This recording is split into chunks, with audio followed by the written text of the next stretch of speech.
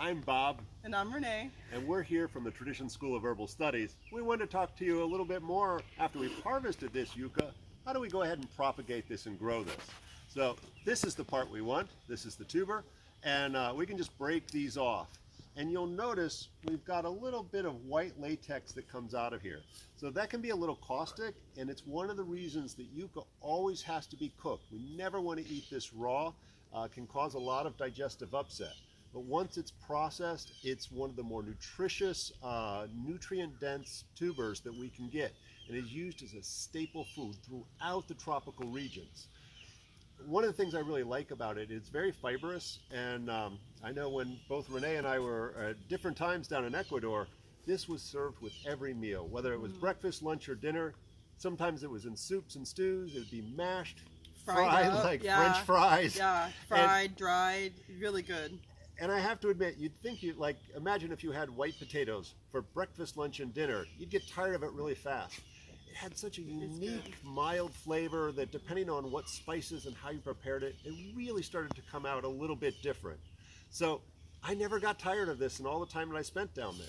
So we're going to save these and put them aside, as the dog digs a hole for us. Yeah, I have a question for you, Bob. Yeah. When you just pulled that piece off, does it mean you can stick that in the ground and just plant the other piece? So we're going to talk about that in a second, because this one's not even a common example. So we're going to save all of these tubers so that we can steam these up for lunch later. And these are super small. Like if you went to the grocery store, you'd find them this long and big as round as you can imagine. Like sweet potato, the same as the sweet potato. It would go from a very small, weird, skinny one to like you could get one that was feeding the whole entire family. So this was the original stalk that I started with. And you can see I had chopped it off and literally just stuffed it in the ground. So the way I learned this was we measure from our hand to our elbow. So about yay far. And you can see all of these little notches where the branches come out. See right here? This is what he's talking about. And so remember he said this was the one that he started with. This would have gone into the ground, and see how we have a root tendril, a tendril, a tendril, a tendril at each of those notches. So Bob's going to a notch, and he's doing about a foot long, a little bit more than that, like a foot and a half.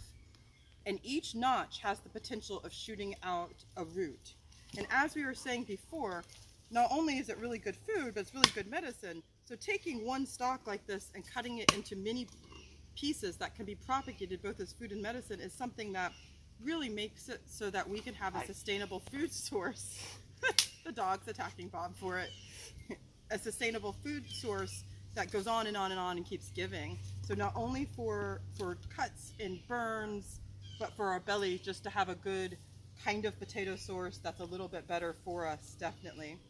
So normally when we grow this, we want an area where it's easy to dig up, and our garden is constantly shifting and changing. So where I had originally planted these maybe 6 months or a year ago, there wasn't enough sun. This plant really wants full sun, decent amount of water, so we do water it pretty regularly, but not standing water. We want well-drained soil that's rich and ideally easy to dig up and not too many roots. That's some of the problem I had over there, was too many roots there, really interfering with its growth.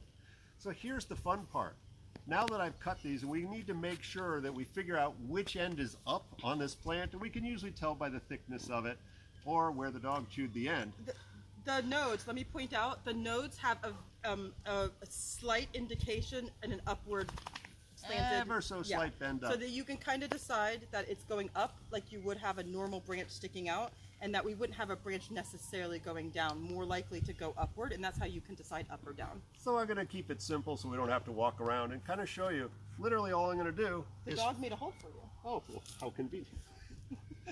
So I'm going to just find a nice open area that's in full sun and push this in about halfway. No other care is needed. Literally within about 3 or 4 weeks, it's going to start to create some leaves. And in 6 months to a year, this will be ready to harvest, and we'll have a whole nother crop. It'll grow up to 15 feet high, and so each one of these, I'll not only get a few of the yucca potatoes off of there, but I can create a whole plethora of fresh new stalks. So this is an endless supply of food that we can create massive amounts, share it with our friends and neighbors, and ultimately This tuber, cooked up in any number of different ways because of its high fiber content, is a wonderful prebiotic to make sure that we got healthy poop and healthy intestines. It's full of nutrients, proteins, and complex carbohydrates.